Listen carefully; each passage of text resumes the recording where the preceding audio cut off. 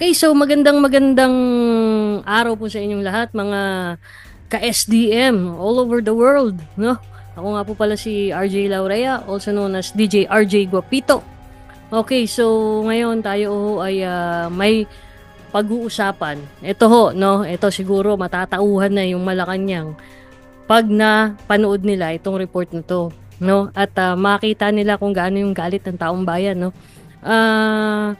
Meron po kasing lumabas, latest na survey from Publicus Asia na ayun nga, ang laki ng binagsak ng ratings ng ating Pangulong Bongbong Marcos. Dahil nga dito sa ang tinitignan ay malaking impact, no, itong nangyaring pag-aresto kay dating Pangulong Rodrigo Roa Duterte at illegal na pagdala doon sa ICC sa The Hague, Netherlands, no, nang hindi dumaan sa tamang proseso.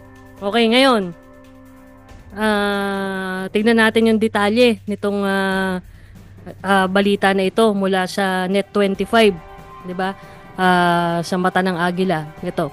Samantala, bumagsak naman ang performance at trust ratings ni Pangulong Marcos Jr. sa unang quarter survey ng Publicus Asia Incorporated, habang tumaas naman ang kay Vice President Sara Duterte. Pinaniniwalaan nagkaroon ng negatibong epekto kay PBBM ang pagsuko ng gobyerno kay dating Pangulong Duterte sa ICC. Eden Santos sa balita. Hindi ikinagulat ng publiko ang pagsadsad ng approval at trust ratings ni Pangulong Ferdinand Marcos Jr. Yan ay matapos na bumaba sa 19% mula sa 33% ang approval at trust ratings ni PBBM sa inilabas na pahayag first quarter survey ng Publicus Asia Incorporated. Naniniwala ang mga netizen na nakausap ng Net25 News na nakaapekto sa pagbulusok ng ratings ni PBBM ang pagsuko sa International Criminal Court o ICC kay dating Pangulong Rodrigo Duterte. Ang survey ay isinagawa noong March 15 hanggang 2025 at inilabas naman noong March 28 na nataon sa kasagsagan ng pag-aresto kay FPRRD. Nakadagdag pa ang patuloy na kabiguan ng administrasyon ni Pangulong Marcos na tuparin ang mga ipinangako sa sambayan ng Pilipino na pababain ang presyo ng mga bilihin, pagsugpo sa korupsyon, pamamahagi ng disente at maayos na housing units, pagsawata sa kriminalidad, pagtugon sa kahirapan at iba pa. Yung trust rating ni BBM dahil sa pagkadakip kay Pangulong Duterte. Yun din po ang isa sa dahilan ng pinaka nagpababa po sa rating niya po, yung mga pangako niya po na hindi po natutupad, lalo na po sa pagtaas ng mga bilihin po o yung mga pabahay po, hindi niya po naisatupad po yung mga ganon. Saka ano po, lalong pahirap po ang buhay natin. Lalo na po sa pagtaas ng mga pangunahing bilihin po. Lalo na po sa mga bigas po, sa bigas po. Kaya ang bumaba ang niyang rating ni BBM, gawa ng ginawa niya sa PhilHealth, kinuha niya lahat. Kinuha niya ang isis, kapira na sa bayan. Paano na kung magkasakit kami? Wala na pira ng mga anak ko sa PhilHealth, kinuha ni BBM, kailangan ibalik niyan. Yung, alam mo na kay BBM, maraming anomalya eh. Kaya yun siguro yung yung dahilan kaya bumaba yung ratings niya. Sa akin, sa palagay ko, hindi eh. Kasi hindi pa napapatunayan na siya yung nagpadala sa Netherlands. Diba? Ang tingin ko, merong ibang dahilan. Politika, parang gano'n. Naging positibo naman ang epekto kay Vice President Sara Duterte ng ICC arrest sa kanyang ama. Tumaas sa 42% mula sa 37% ang approval ratings ni VP Sara. Siguro sa tiwala, nakikita naman siguro yung tiwala eh. Yun, tumaas yung niya kasi mga tao, kikita naman siguro yung medyo maganda yung pamamalakad. Dapat dapat i-impeach na si BBM, hindi si Sara. Malaking tinulong ni Sara ni Duterte sa Pilipinas noong nag-COVID. Tama ba ako? Dapat sa presidente, hindi siya magpapano sa mga congressman. Kasi presidente siya ang masunod kasi kaya yung i-impeach si Sara Duterte, nasabi niya, ay di bali, ipawalang bisa na daw yun. Ay yung mga kongreso gusto ipatuloy maganda manghangarin ni Vice Bongbong Marcos. Kaso lang yung mga galamay niya na si Presidente Bongbong. Dagdag pa ng netizens na sa halip si VP Sara ay si PBBM ang dapat ma-impeach. Dapat nilang tulungan nila, lalong-lalo yung mga mahihirap sa ngayon. Puro politika na yung pinag-uusapan nila. Ang kahirapan ng mga mahihirap, hindi naman dapat nila baliwalain. Yan ang dapat sana isikasuhin nila. Kasi marami na nagugutom Yung mga mababa ang sahod, ganun. Kung marami ka pang pamilya, mga anak, wala. Wala pang komento ang Malacanang sa pagbaba ng approval at trust ratings ng Pangulo. Okay, so yan, nakita nyo, napanood nyo, napakaraming mga kababayan natin ang tila hindi natutuwa talaga doon sa nangyari. Pero marami pa rin kung titignan nyo, isa lang sa factor yung yung pagpapaaresto, yung persahang pag-aresto kay former President Rodrigo Duterte. Dahil kung makikita ninyo, marami pa silang sinabing mga issue ng kapalpakan ng current administration. Lalong-lalo na yung presyo ng bilihin at saka yung mga pangakong napako.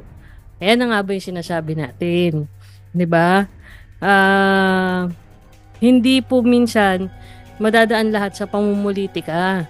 Kasi ang nangyayari po, wala nang ginawa ang gobyerno po, yung administrasyon po, kundi panay na lang batikos, panay na lang persecution doon sa kampo ng mga Duterte, doon sa oposisyon, Kasi ang lumalabas ngayon, mga ka-SDM, ay oposisyon na po ang PDP laban at si BP Sara.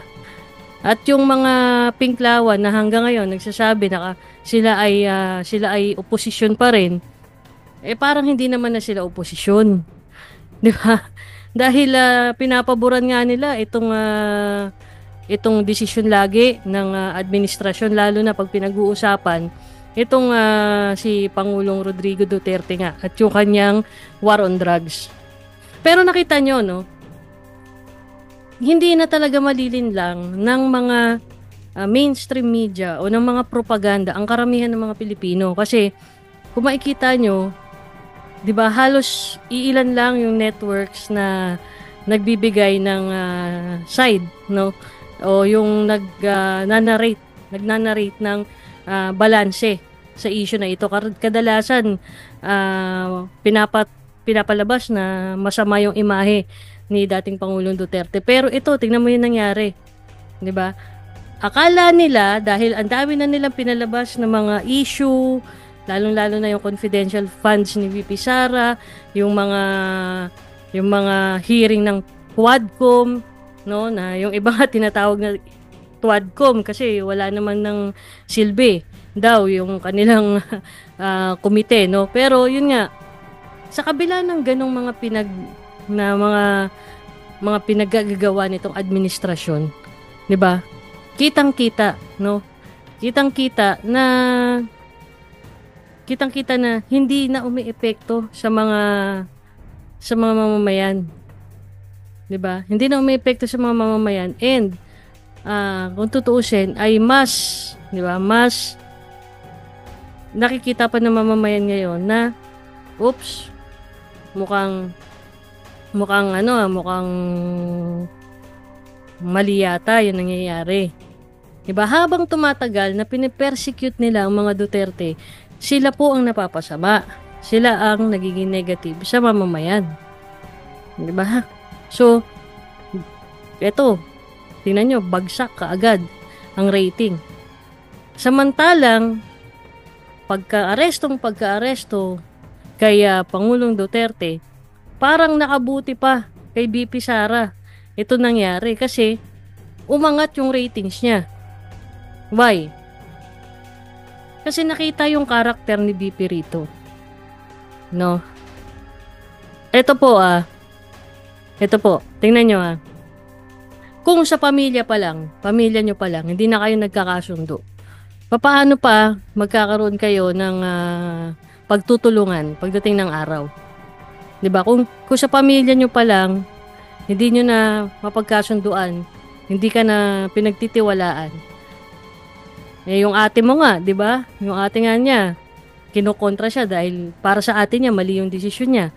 So, ganun din yung nangyari. Ngayon, ito si BP. Pinakita nila, silang pamilya pa lang, ay walang iwanan. Magkakapamilya tayo 'Di ba? Alam naman natin ng mga Pilipino, mapagmahal yan sa magulang. Lalo na sa mga nakakatanda. Ngayon, yung ginagawa ni BP na hindi niya pinapabayaan yung tatay niya roon, nakiging plus points pa sa kanya yon. At nakikita pa ng tao ngayon yung kakayahan niya na kahit na nandun siya sa ibang bansa, yung tanggapan niya, maayos pa rin yung serbisyo, yung pagbibigay ng serbisyo sa tao. Tuloy-tuloy yung mga proyekto, tuloy-tuloy yung mga programa kahit na nandun siya sa ibang bansa. That's one good thing. No, one indication na she is a good manager. No? That's why, ganyan yung nangyayari, ganyan yung nakikita ng tao. Tumataas tuloy ang rating ni BP, ng Vice President. Kasi nakikita 'Di ba? Nakikita yung resulta. 'Di ba? Nakikita yung karakter nung Ali. Na mas marunong siyang mag-handle ng situation, ng crisis situation. Mas marunong siyang mag-resolve ng mga conflicts. At alam nyo ba, ang isa sa maganda roon, hindi sila nananawagan ng pagre-rebelde or what.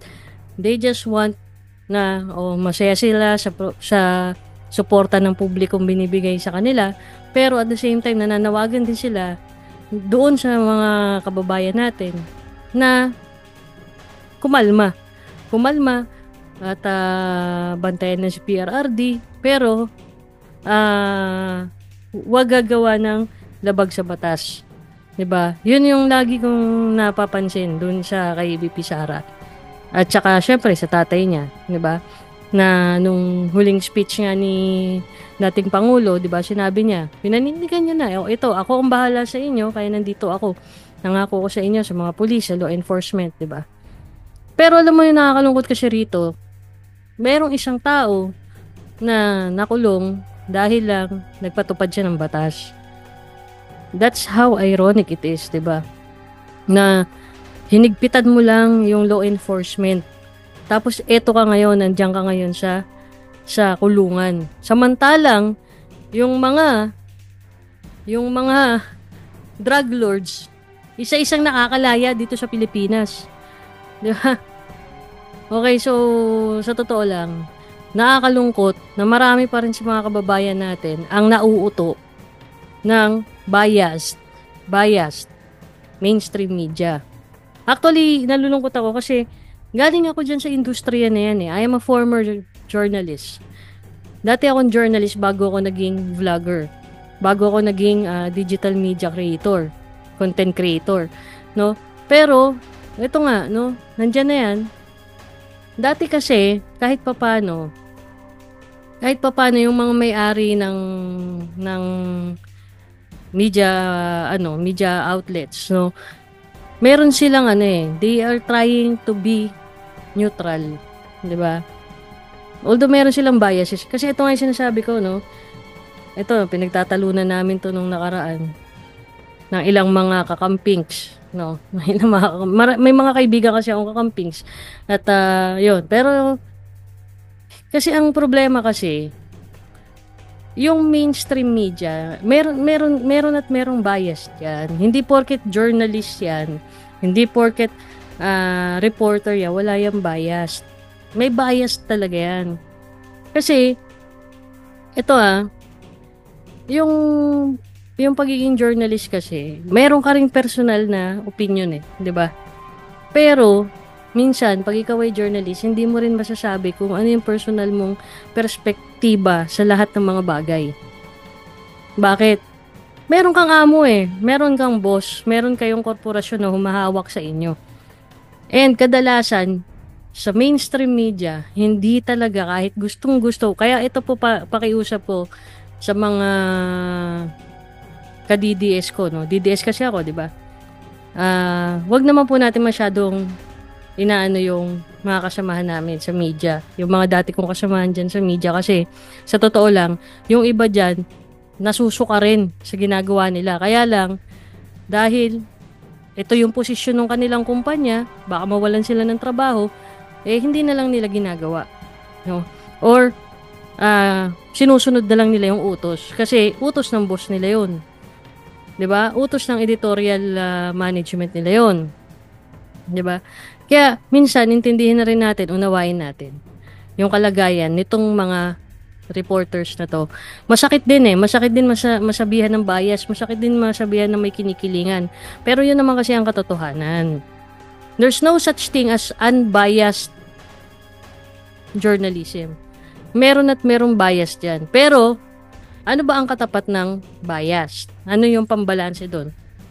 Yung balanced journalism. Siyempre, nasa ethics yan ng journalism na kailangan both sides kinukuha mo. Yung side na pinapaboran mo at yung side na kinokontra mo. Kaya nga ako, pagka ako ay nagbibigay na report sa inyo, di ba? Minsan sinasabi nga nila, bakit minomonitor mo pa yung mga pages ng mga kakampings? Bakit minomonitor mo pa yung pages ng mga ng mga pulahan, ng mga loyalista? Dapat DDS na lang. Sabi ko, ang SDM, ang Serbisyong May Dignidad Movement, ay hindi lang po para sa mga DDS.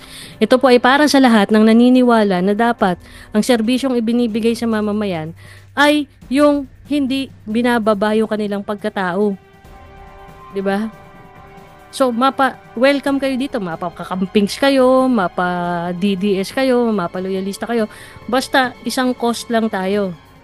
Ano yung cost na yon? Dapat, binibigyan ng dignidad ang ating pagkatao. Pag tayo ay, ang pagkamamamayan natin, binibigyan nila ng dignidad nitong mga namumuno na ito. Ngayon, kung ang tingin sa'yo, pinipresyohan ka lang na, makukuha ko ito sa halagang 5,000. Makukuha ko ito sa halagang 10,000. Akin na to kahit na magkurakot ako forever dito.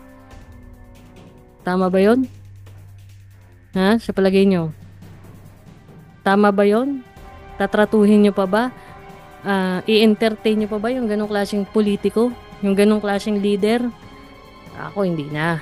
Kasi, wala ka na mabuti idinulot Ako, bigyan mo ako, hindi mo ako bigyan, walang problema yon kasi ako meron akong kabuhayan. 'Di ba? Ngayon, ang sa akin, 'di ba? Ang sa akin, pakita mo na deserving ka. Ngayon, hindi ka na nga nakatulong sa akin, hindi ka pa nakatulong sa community, bakit pa kita susuportahan? 'Di ba? Meron pa nga diyan sinasabi, ako daw ay frustrated journalist. Gusto ko lang sabihin sa inyo, hindi po ako frustrated journalist. Kasi pag sinabi mong frustrated, hindi naging journalist yun, nabigong maging journalist. Ako po ay naging journalist for 18 years. Yeah. Nagsulat ako sa dyaryo for 18 years. And ilang years din po akong nasa mainstream na broadcast radio po. Meron din akong short stint sa mainstream television, no? As writer. So, sa totoo lang, ako po ay may puso po ako sa media. At nasasaktan din po ako sa nangyayari ngayon. No, pero, ayan, nakikita naman natin, kahit anong gawin nila, ang tao hindi na bulag Una-una may social media and nararamdaman kasi nila yan sa grassroots. Kung talagang maganda yung ginagawa ng gobyerno, nararamdaman nila yan sa baba. Ngayon, kung nakikita nila na, kasi, tingnan mo ako, bakit ramdam na ramdam ko yung drug war ay maganda? Kasi nga, naging bahagi ako ng badak namin dito sa barangay namin. No? At nakita ko kung papaano pinalakas ng war on drugs ang pagkakaroon ng ngipin ngayon. Nagkaroon ngayon ng ngipin ang mga barangay. Na dati halos hindi sila makalaban dito sa mga sindikato ng droga na to. Biruin mo, teenager pa lang ako, may tiyanggi na rito eh. 'Di ba? Tumanda ako. Nakapagtrabaho ako as reporter, hindi na wala yung tiyanggi. Pero nung umupo si dating Pangulong Duterte, Rodrigo Duterte, ayan, nalansag yung mga tiyanggi. Hindi lang sa barangay namin, pati dito sa mga kalapit namin barangay. Ganun katindi yung nangyaring effort na yun.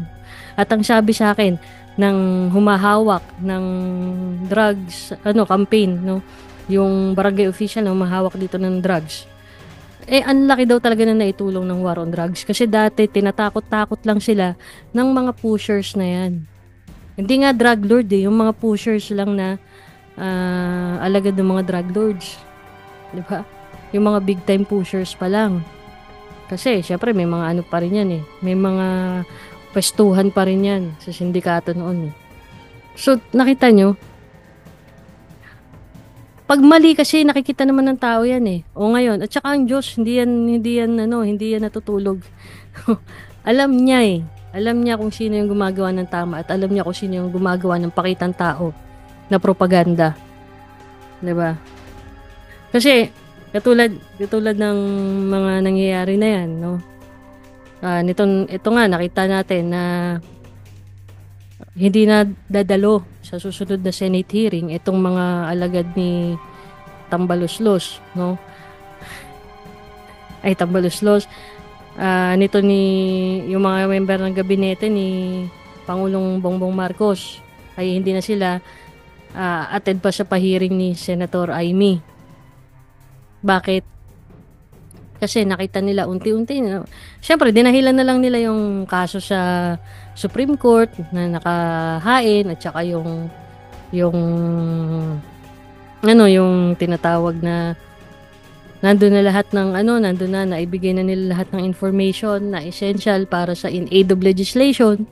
So, kasi habang tumatagal kasi lalong nabubuking and baka sa ending niyan ang madiin pa ay yung boss nila. 'Di ba? Alam naman natin na ganun 'yan eh. So 'yun. Sana ito, ewan ko kung anong gagawin ng ating administrasyon ngayon dito sa nangyari na 'to, no? Medyo hindi nila inaasahan 'to kasi akala nila bagsak na talaga yung mga Duterte. O ngayon, gumawa kayo ng maling hakbang. Ayan kayo ngayon. 'Di ba? Paano nyo ngayon re-resolbahin yan? Yan ang hindi natin ayan ang abangan natin kung paano i-handle ngayon ng administrasyon ito troubleshoot. 'Di ba?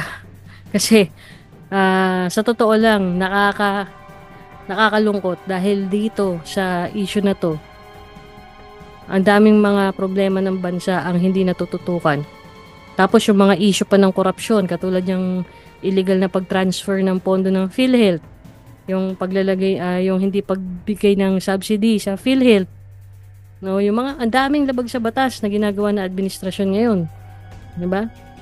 At yung mga vloggers na pinatawag na gustong patahimikin, kunyari anti-fake news. So Diyos me.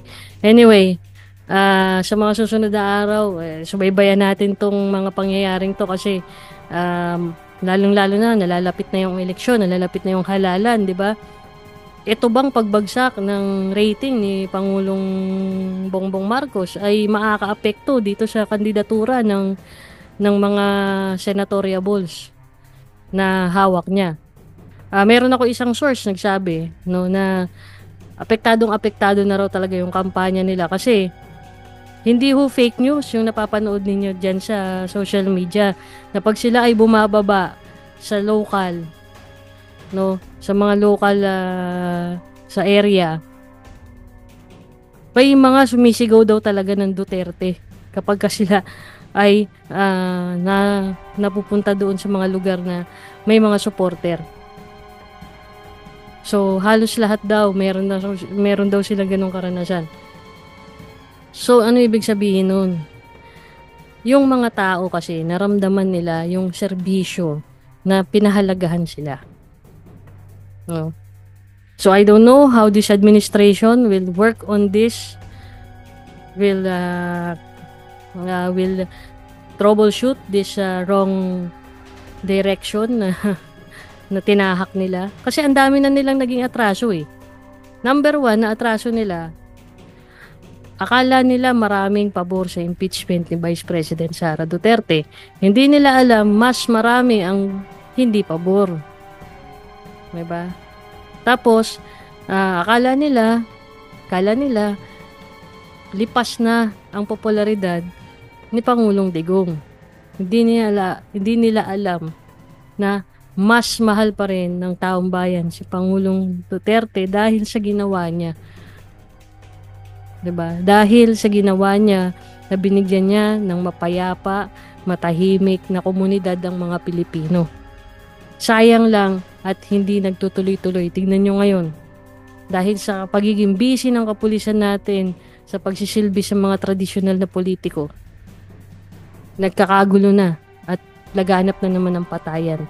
So hopefully, patayan na, hindi patayan na katulad ng panahon ni Pangulong Duterte na mga kriminal na napapatay. Patayan na just may mga inosente or hindi naman kaya yung mga nabibigla lang. Katulad dun ng road rage na nangyari dyan sa Antipolo. Diba? So, marami na kasing mainit ang ulo ngayon eh. Kahit naman ako, lagi mainit ang ulo ko, lalong-lalo na ang mahal ng bilihin eh. Diba? Tapos wala man lang stabilization na ginagawa. Yung stabilization efforts, no? Yung mapastabilize mo lang yung presyo ng bilihin, malaking bagay na yun eh. Pero paano mo gagawin yun? Diba? Anyway, so I hope na magawa ng paraan yan ng ating mahal na administrasyon, ng ating mahal na Pangulo at ang mga alipores niya. And sana, tigilan na nila yung pamumulitika, hayaan nila si Vice President Sara Duterte na gawin yung kanyang trabaho, and gawin nila ng efforts. Itama nila yung mali nila. Gumawa na sila ng hakbang para ibalik yung Pangulo rito, yung dating Pangulo. Kung hindi kasi nila ibabalik yan, lalo lang silang mababaon. Kasi hanggat nandoon sa ICC si Pangulong Duterte dahil lang sa ginawa niya ang trabaho niya na hindi nagagawa ngayon ng kasalukuyang presidente. Pasensyahan kayo. Pasensyahan. Dahil ang mga tao pikon na. Huwag ninyong maliitin ang kakayahan ng taong bayan. Pag napuno ang salop ng taong bayan, no, kahit pa may supporter kayo dyan na iilan, sasadsad ka. Pangulong Marcos. So, I hope na this survey will serve as a lesson to you. At sa mga kababayan naman natin, wag ho kayong mahiya, wag ho kayong matakot na i-voice out yung inyong mga opinion, yung inyong palagay na tama na dapat gawin ng gobyernong ito. Kasi sa totoo lang, pag hinahayaan natin ang mali na nagpapatuloy at walang nagsasalita dyan, magpapatuloy yan. Kaya itong mga buwayan na to na nasa Kongreso at yung mga buwayan na nandyan sa gabinete, no? Siguro tama ng turuan sila ng leksyon, no? Kung sila man ang advisor ng Pangulo, hindi nila dinadala sa tamang direksyon ang Pangulo natin. Imbis ay itinatama ng Pangulo natin ang mga mali niya na diskarte ng mga naunang taon, mas lalo pang lumalala ngayon. Saan pa pupulutin ang Pilipinas pagkatapos ng 2028? Pag nagpatuloy yung ganitong trend na bababa ng pababa, no, yung rating ng ating Pangulo at pagulo yung bansa, ano nang mangyayari sa atin sa susunod na 3 taon pa? My God. Parang gusto ko na talagang ako, pasensya na po, mahal na Pangulo pero sa nakikita ko, Hanggat hindi mo kayang kontrolin yung mga buwaya dyan sa Kongreso, hanggat hindi mo kayang kontrolin yung iyong mga gabinete, hanggat nagpapauto ka, hanggat wala kang sariling diskarte, mas maigi pang magbitiw ka na lang sa tungkulin mo. Kasi ikaw dapat ang nagpapatakbo ng gobyerno, hindi yung mga advisor mo. Yung mga advisor mo, konsensya lang yan. Konsensya mo lang yan para makapag-analisa ka ng tamang diskarte. Hindi dapat yung mga congressman at yung pinsan mong House Speaker ang nasusunod. Pakinggan mo ang taong bayan kung anong panawagan nila. Huwag kang magbulag-bulagan. Pero kung pagpapatuloy mo yung ganyan, na sarili mo ang ate, hindi mo nga pinapakinggan, malamang, mga ilang buwan pa, ipapanawagan na talaga ng malawakan ng mamamayan ang iyong pagbibitiw sa tungkulin.